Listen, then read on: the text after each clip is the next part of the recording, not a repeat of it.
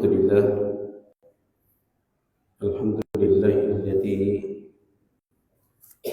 arsala rasulahu bil huda wa dinil haqq liyudhhirahu 'ala ad-dini kullih wa kafaa billahi shahida.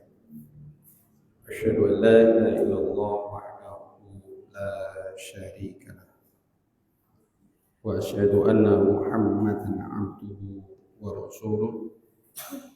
Allahumma sholli wa sallim wa barik ala Muhammadin wa ala alihi wa ashabihi wa man tabi'ahum bi ihsanin ila yaumiddin.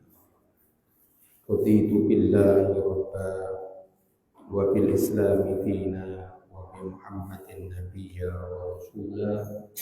Rabbi zidna ilma warzuqna fahma. Bapak-bapak, ibu-ibu, para jamaah sholat maghrib yang semoga kita semuanya selalu dirahmati oleh Allah Subhanahu wa taala. Amin amin ya rabbal alamin. Mari kita mengawali di dalam perjumpaan pada malam hari ini. Kita selalu bersyukur kepada Allah Subhanahu wa taala atas limpahan nikmat karunia yang oleh Allah limpahkan kepada kita, di mana kita pada malam hari ini masih diberikan banyak nikmat, terutama kita masih diberikan keistiqomahan untuk selalu ada dalam majelis ilmu.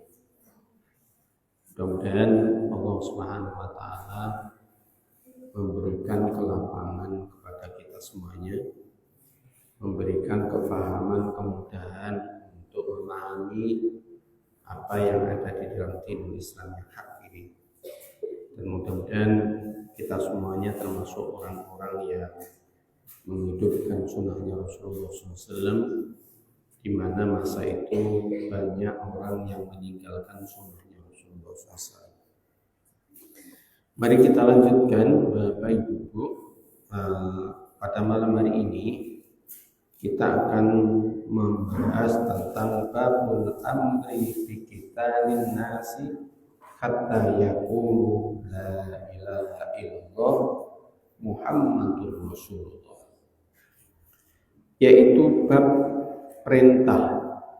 Jadi ini kita membahas tentang bab perintahnya Rasulullah SAW untuk apa? Di qitalin nas, memerangi manusia, hatta yaqulu la ilaha illallah, sehingga mereka berkata tidak ada ilah yang berhak diibadahi illallah kecuali Allah Subhanahu wa taala, Muhammadur Rasulullah, dan mereka mengakui bahwa Muhammad adalah utusannya.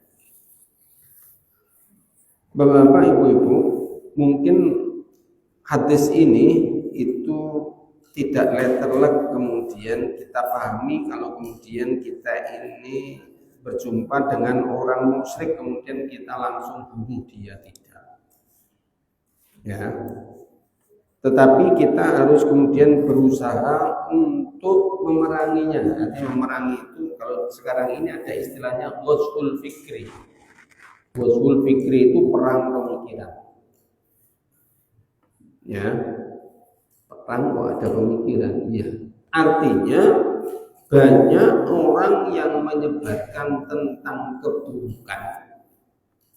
Itu mereka bertamu-tamu menggunakan medsos, menggunakan propaganda. Maka semestinya kita harus berani untuk melakukan propaganda sebagaimana yang diperintahkan oleh Allah Subhanahu wa taala. Termasuk pengajian ini propaganda kita, syiar kita, dakwah kita. Panjenengan datang di dalam majelis ini adalah merupakan syiar untuk kemudian apa?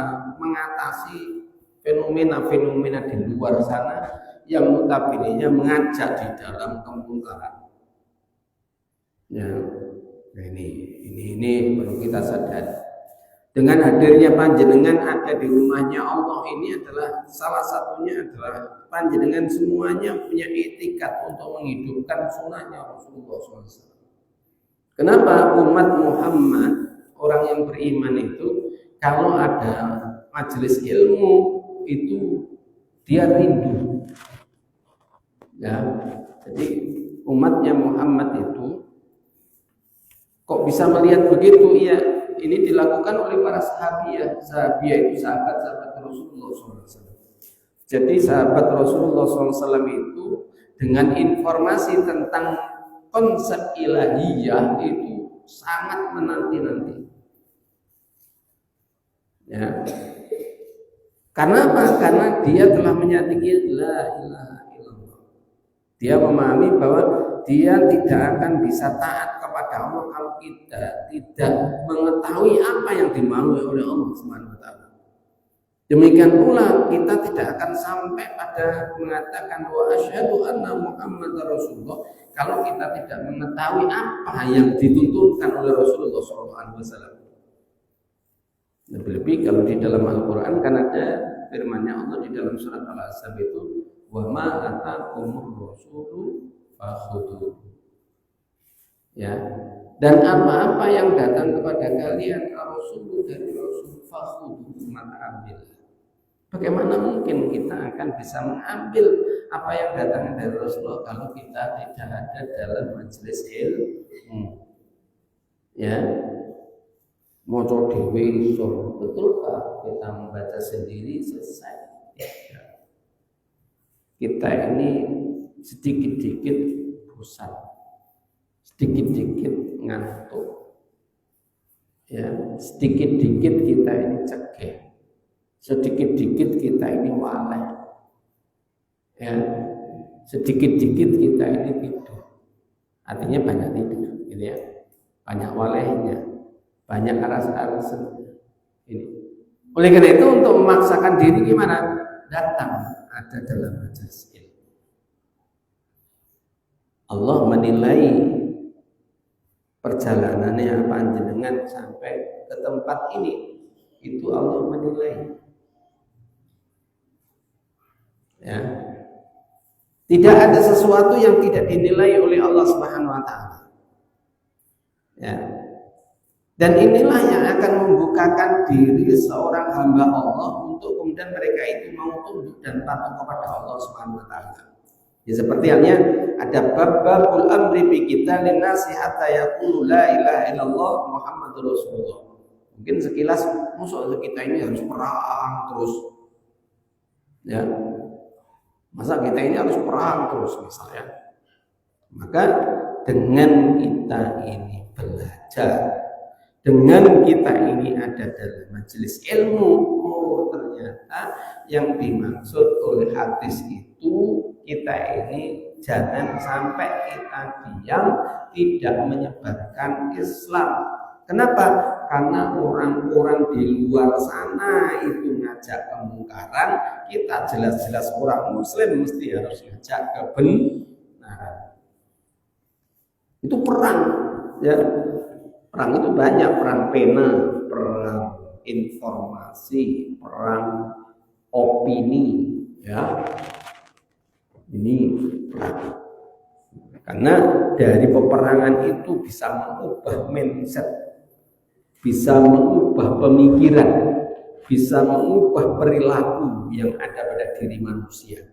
Sehingga inilah intinya kenapa ya di dalam Al-Quran itu Allah itu mewanti-wanti umat ini, walan tarbo angkel yahudu walan nasoro hatta tattabi'a millatahum. Sekali-kali mereka tidak akan ridho. Siapa itu? Yahuda wan Nasoro, Yahudi dan Nasrani. Hatta tattabi'a millatahum, sehingga kalian mengikuti langkah-langkah mereka. Ternyata kita dibukakan wahana dalam peradaban sekarang ini. Kok kita mengikuti mereka? Karena perang informasi. Ya, sampai-sampai terhadap ajaran agamanya dia pun mempertanyakan. Pertanyaannya gimana? Soto Islam. Ya, sampai-sampai perkataan orang-orang kafiroh yang dilakukan orang-orang yang dahulu, ya, Panjenengan bisa tengok itu di dalam surat Al-A'raf. Bagaimana perkataan orang-orang umatnya Nabi Nuh alaihissalam, perkataannya Nabi Lut alaihissalam. Nanti ternyata apa? Kalau kita paham itu banyak dibicarakan oleh orang-orang yang dia tidak setuju dengan agama Allah ini. Bu itu bu itu kaku, bu itu sempit pikirannya, nggak lapang, ya. Banyaklah, intinya orang tadi tidak siap untuk menerima agamanya Allah Subhanahu wa Ta'ala. Mari kita baca hadis. Ini ada beberapa hadis, ya. Dan hadis ini memang agak cukup panjang, ya.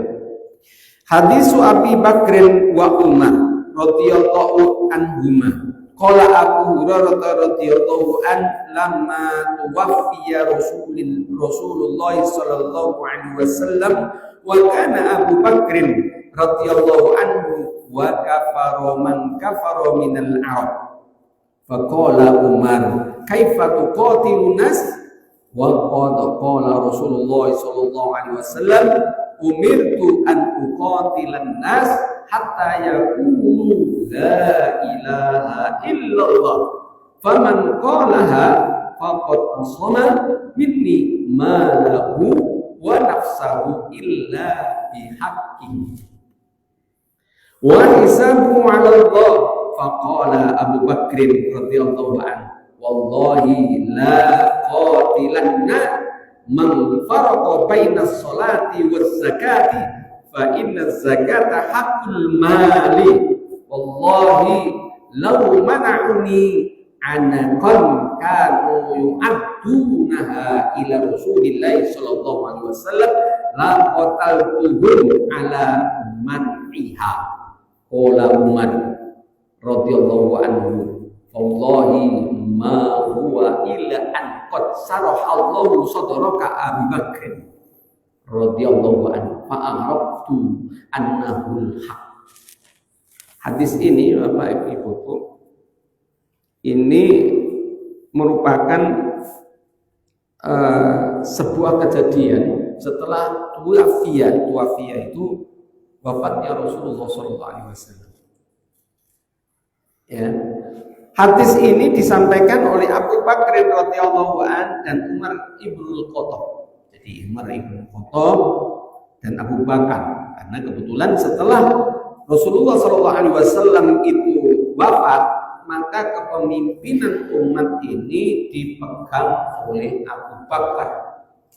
Dengan istilahnya beliau memegang khalifah, ya, yang kita kenal di dalam sirah dinyatakan khulafa rasyidin.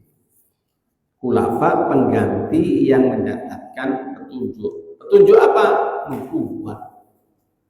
Petunjuk kenabian yang langsung merupakan orang yang nomor satu di antara umat ini. Siapa itu? Abu Bakar. Ya. Jadi pemilihan Abu Bakar itu aklamasi, Bapak Ibu. Aklamasi itu tidak ada yang bisa menggantikan Rasulullah SAW kecuali Abu Bakar. Ya. Dan ini diambil ketika, ya, kesepakatan itu diambil para sahabat tatkala kemudian Rasulullah SAW sebelum wafat. Jadi sebelum wafatnya Rasulullah SAW, Rasulullah itu mengalami sakit yang sangat. Jadi Rasulullah itu tidak pernah sakit, kecuali dalam dua hal. Ya, dua kali maksudnya begitu. Rasulullah pertama yaitu diracuni oleh orang Yahudi, kemudian bisa terhindarkan dari itu.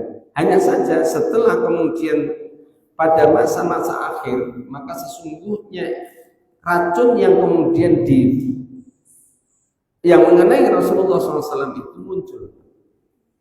Wallahu a'lam. Ya, jadi Rasulullah itu tidak pernah sakit. Ya. Berarti Rasulullah itu pernah diracun, ya, pernah diracun oleh orang Yahudi. Ketika Rasulullah SAW itu sebelum kewafatan beliau, maka Rasulullah SAW itu tidak ke masjid. Awalnya sholat itu, ya para sahabat itu tengok begitu. Nah, menengoknya itu karena Masjid Nabawi, dia selalu memandang sebelah kiri. Kenapa sebelah kiri? Karena Masjid Nabawi itu nempel dengan rumah Rasulullah SAW. Jadi kalau panjenengan yang sudah pernah haji atau umroh pasti akan mengetahui, ya.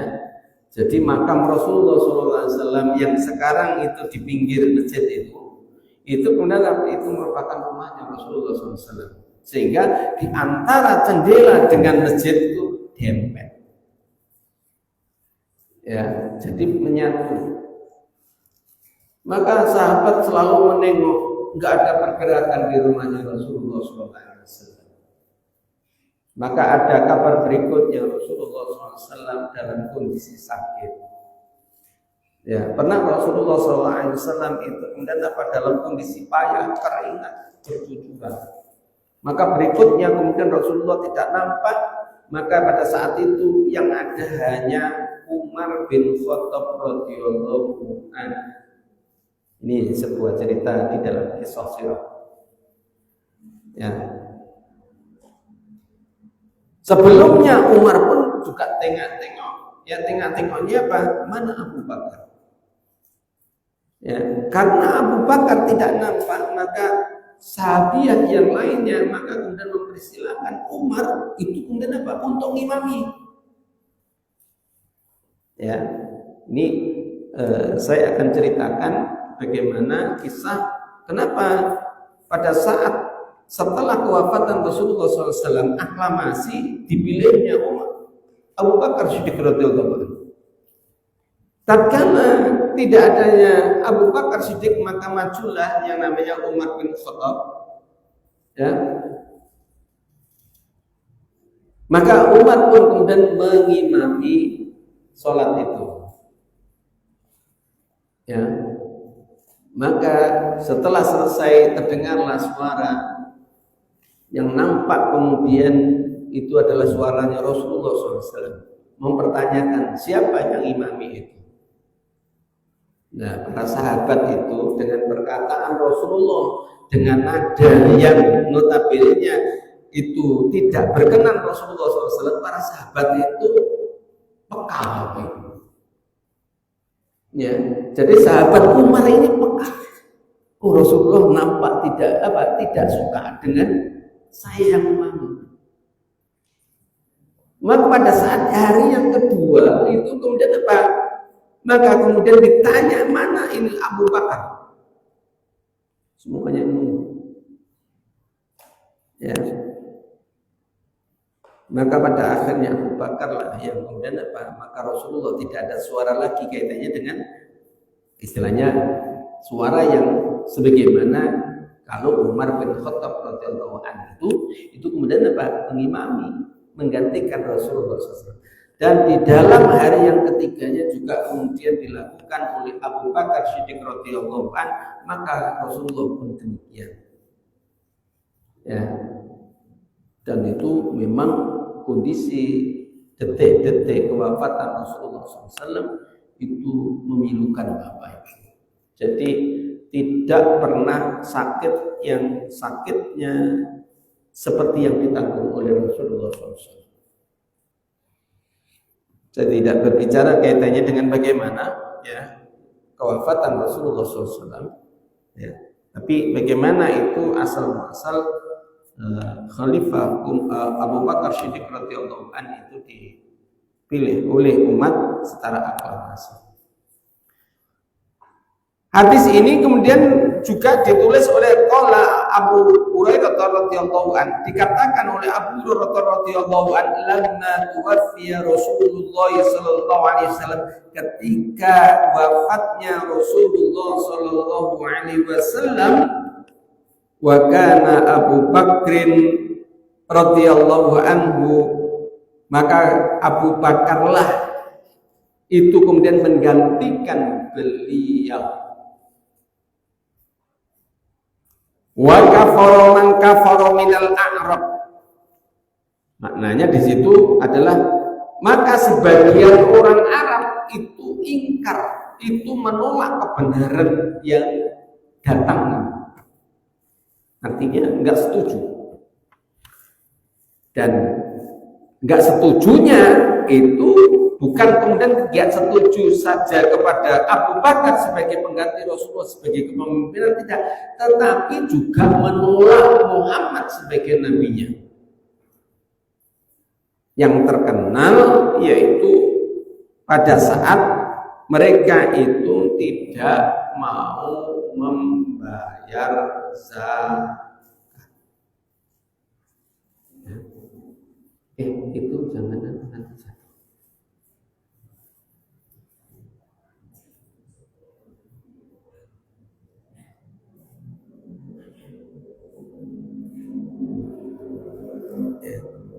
Saya lanjutkan. Maka Umar bin Khattab menyatakan, bertanya, faqala Umar, maka bertanyalah Umar radhiyallahu anhu kepada Abu Bakar kaitannya dengan sebagian orang Arab yang mereka itu menjadi kafir.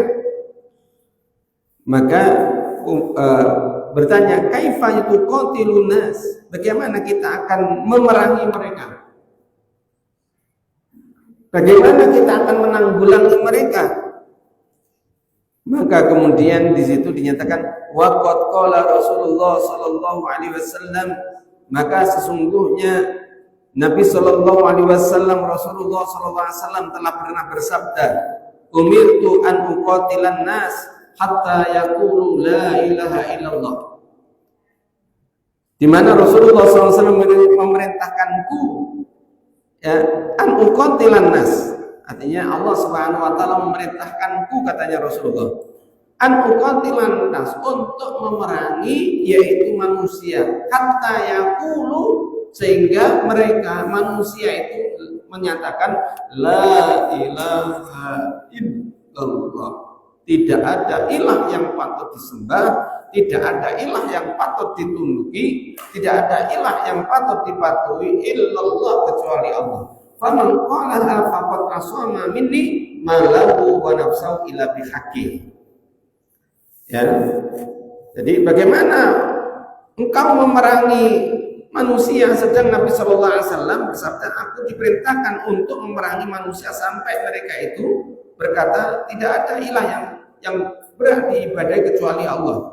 Maka barang siapa yang mengatakan yang demikian ini, artinya dia kemudian kembali kepada Allah Subhanahu wa taala, maka faqad asama minni, maka akan terlindungi daripadanya, yaitu maluhu, hartanya, nafsuhu, jiwanya, illa bihaqqihi, kecuali dengan haknya. Jadi akan terjaga baik harta ataupun dirinya dari diriku, katanya begitu, kecuali dengan haknya.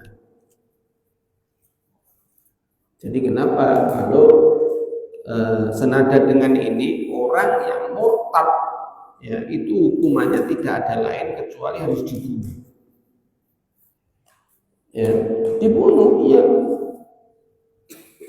Bagaimana kalau hukum Islam tidak bisa diterapkan seperti kondisi yang ada sekarang ini? Maka nanti di yaumil qiyamah akan diterapkan. Sampai dalam persoalan jinayat pun, persoalan hukum pidana sekalipun, ya seperti kondisi yang ada sekarang ini, banyak koruptor yang ada, ya banyak pencoleng, perampok itu, maka kalau di dunia ini tidak bisa, maka azab Allah itu sangat pedih. Gimana nanti itu hukumannya? Allah akan bertahun-tahun. Kalau itu diterapkan hukum Islam satu kali selesai, ya maka dia akan lebur dosanya kaitannya dengan mencuri.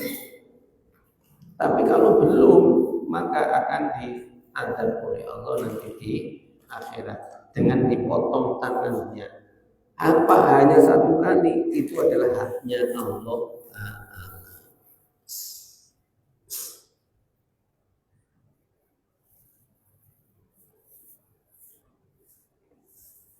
Ya,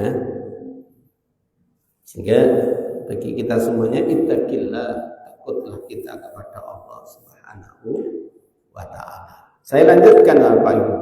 Jadi tatkala kalau kemudian mengatakan la ilaha illallah, maka akan terjaga.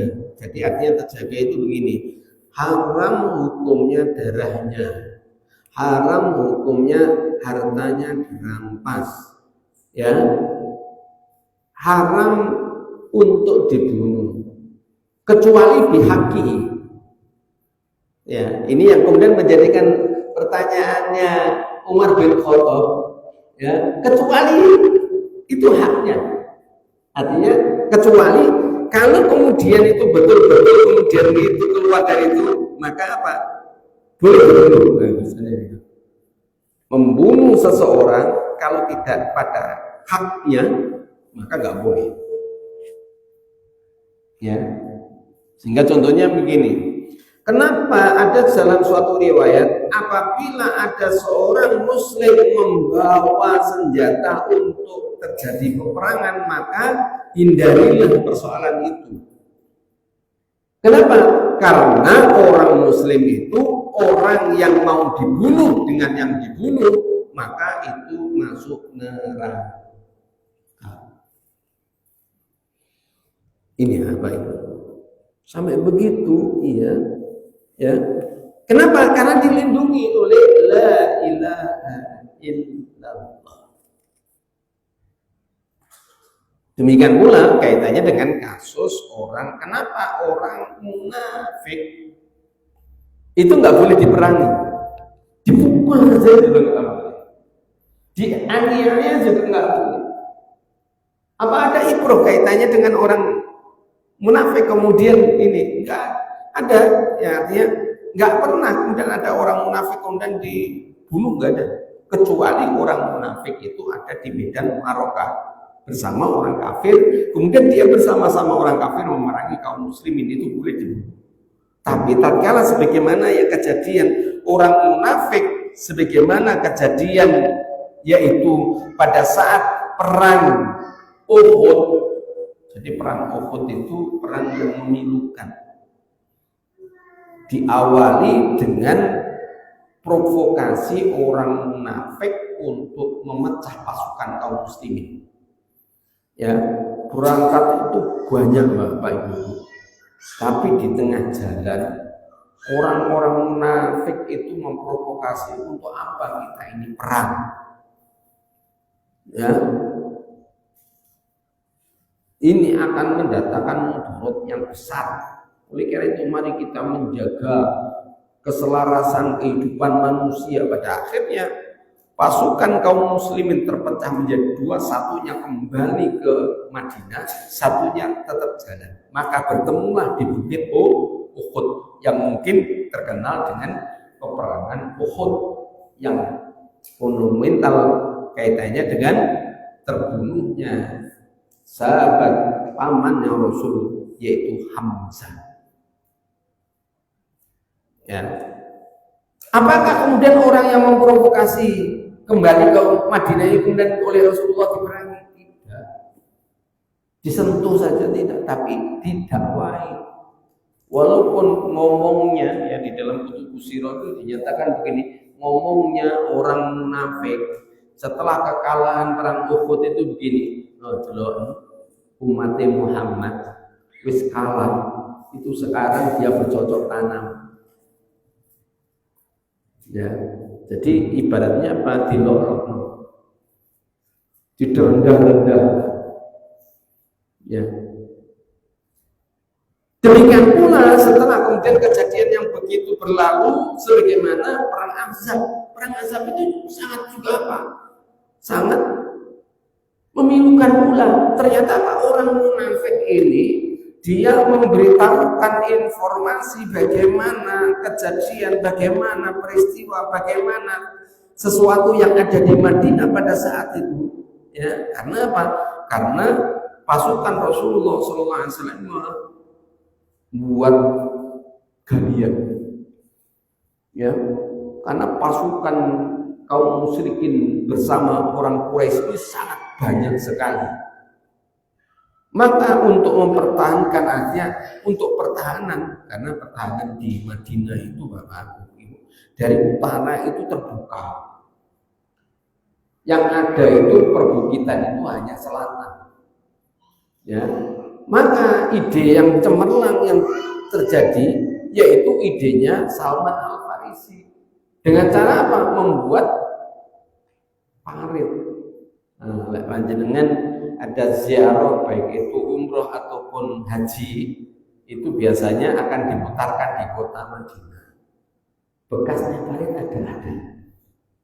Itu kemudian ada pancuran air ya di tengah kota itu.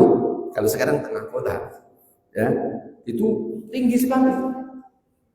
Ya. Ini.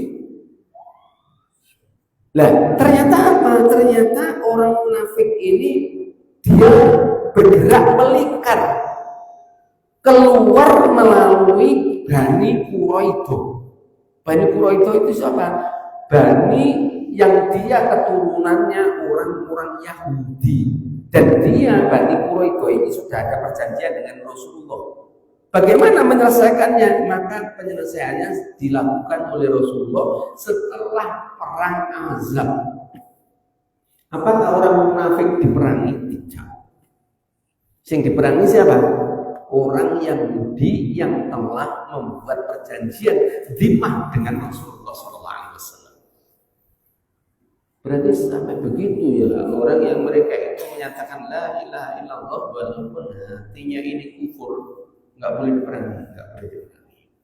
Kecuali nyata-nyata itu mereka ada di pihak musuh, kemudian mereka ada di barisannya musuh, terjadi perang, ini boleh dibunuh ya.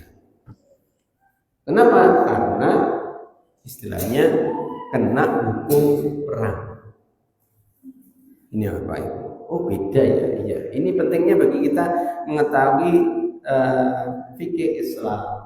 Ya, mu'arokah di dalam Islam, sehingga kita tidak sembrono ya dididik ketemu orang kafir kemudian kamplongi sampai doyok-doyok. Nah, ya. Kalau dia kemudian memang tidak memusuhi Islam, ini wong kita ini loh sekarang jelas-jelas orang kafir memusuhi Islam, kita ini nggak bisa apa-apa. Dan kita memang boleh katakan misal dia menghina Rasulullah, bunuh boleh. Nanti lah ditangkap apa? Lah ditangkap orang yang ada sekarang ini, memang risiko. Ya, tapi boleh. Apakah berdosa? Enggak berdosa, berpahala. Seperti peristiwanya siapa ini orang India ya, yang ada orang yang menghujat Rasulullah SAW. Pakistan atau India itu ya. Maka subhanallah ya, dan itu nyata darahnya itu wangi dibunuh oleh orang-orang kafir ya, dan yang melayat subhanallah jubel-jubel. Saudara yang dimuliakan oleh Allah Subhanahu wa taala, itu peristiwa kaitannya dengan ini. Maka pertanyaan itu ya, faqala Abu Bakar radhiyallahu anhu, maka kemudian Abu Bakar menjawabnya ya, wallahi la uqatilanna man farqa baina shalah was zakat. Maka jawabannya Abu Bakar dengan mengatakan begini, demi Allah aku akan memerangi orang yang memisahkan antara sholat dengan zakat. Ya. Apa maknanya memisahkan antara sholat dengan zakat? Ya, mari kemudian kita tengok selanjutnya. Fa inna zakata haqqul mal. Karena sesungguhnya zakat itu adalah hak harta. Ya, wallahi lamana ummi ana kanu yu'addunaha ila Rasulillah sallallahu alaihi wasallam la qataluhum ala ma'iha. Maka selanjutnya kemudian Abu Bakar mengatakan, seandainya mereka tidak menyerahkan, ya, dia menyatakan wallahi pula, wallahi law ma'ana ummi ana kanu yu'addunaha ilallah ila Rasulillah, ya.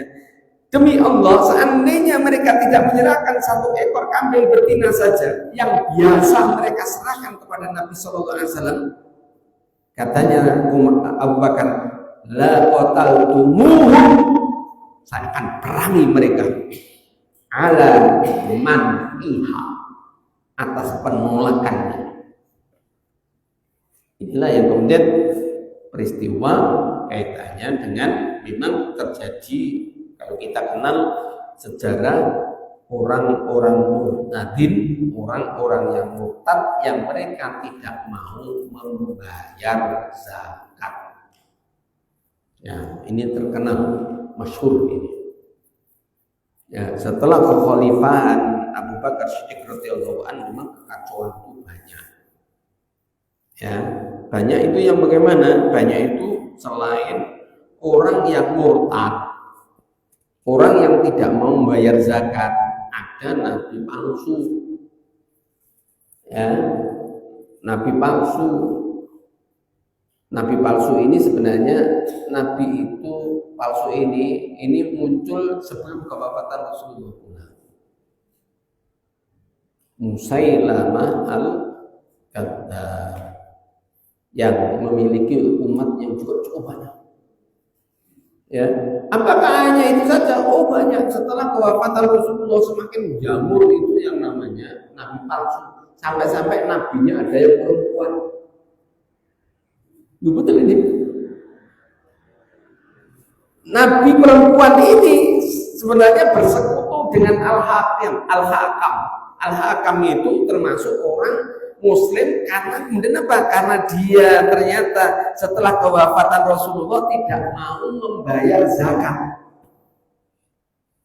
Ya, inilah kemudian Abu Bakar Siddiq radhiyallahu an memerintahkan Khalid bin Walid. Ya, mulai terkenalnya Khalid bin Walid itu peperangan murtadin. Ya. Sampai pada akhirnya kemudian Abu Bakar percaya betul dengan kepemimpinan ini. Dan memang awal-awal mulai tangguhnya Khalid itu muncul fitnah. Ya, muncul fitnah. Fitnahnya apa? Fitnahnya yaitu istrinya Al-Hakam setelah dibunuh karena dia tidak mau kembali atau kemudian membayar zakat, karena itu perintah khalifah untuk memerangi, dan memang sudah istilahnya sudah ditanya gitu ya, jadi tidak langsung dibunuh, tidak ya. Jadi kalau dalam riwayat itu nyatakan bagaimana mereka itu diperangi tatkala mereka itu sudah dekat dengan wilayah itu. Ya, sebelumnya Khalifah Abu Bakar Siddiq radhiyallahu anhu itu menyurati Al-Hakam ini. Ya, surati satu kali enggak ada respect. 2 kali enggak ada perhatian. Maka surat yang ketiga, suratnya adalah kami akan datangkan pasukan yang akan memerangi kami. Artinya apa? Tidak langsung diperangi. Demikian pula fenomena yang ada di lapangan tidak langsung diperangi oleh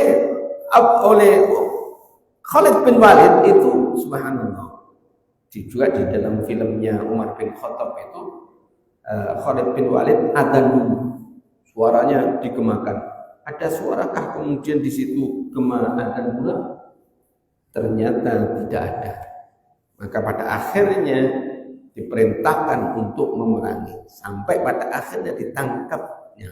Ditangkap pun itu masih ada peradilan. Ditanya maukah kemudian mau membayar zakat? Perkataannya hakam tidak. Dan semua yang mereka menolak oleh Khalid bin Walid kemudian dibunuh. Ini Bapak Ibu. Dan itu terkenal dengan peperangan para murtadin. Saya lanjutkan ya, para dikit. Qala Umar, maka kemudian Umar bin Khattab radhiyallahu anhu menyatakan, "Wallahi ma huwa ila an qad sarahallahu sadra Abu Bakar radhiyallahu anhu, fa'araftu annahu al-haq." Nah ini ya. Demi Allah, sesungguh Allah telah melampangkan dada Abu Bakar. Artinya apa? Allah memberikan kemudahan bagi Abu Bakar untuk memutuskan tadi. Aku tahu bahwa dia itu benar. Nah ini artinya apa yang dilakukan oleh Abu Bakar Siddiq radhiyallahu an, Umar bin Khattab radhiyallahu an mendukungnya. Wallahu a'lam bishawab. Mungkin itu saja yang bisa saya sampaikan. Mudah-mudahan ini menjadikan pengetahuan bagi kita ya. Oh ternyata di dalam hadis juga diceritakan ini, iya, ya. Mungkin kita hanya mendengar, oh terjadi perang orang-orang yang tidak membayar zakat. Ternyata kisahnya panjang, ya, kisahnya panjang. Dan saya hanya bisa menyampaikan sedikit itu, ya. Dan mungkin pada waktu yang lain, insya Allah saya akan tambahi. Akhrajahu al-Bukhari fi kitab zakah. Dikeluarkan oleh Bukhari di dalam kitab Az-Zakah, bab wujub zakah, dalam bab wajib zakat. Wallahu a'lam bishawab. Kita akhiri dengan doa kafaratul majlis. Subhanakallahumma wa bihamdika asyhadu an la ilaha illa anta astaghfiruka wa atubu ilaik. Assalamualaikum warahmatullahi wabarakatuh.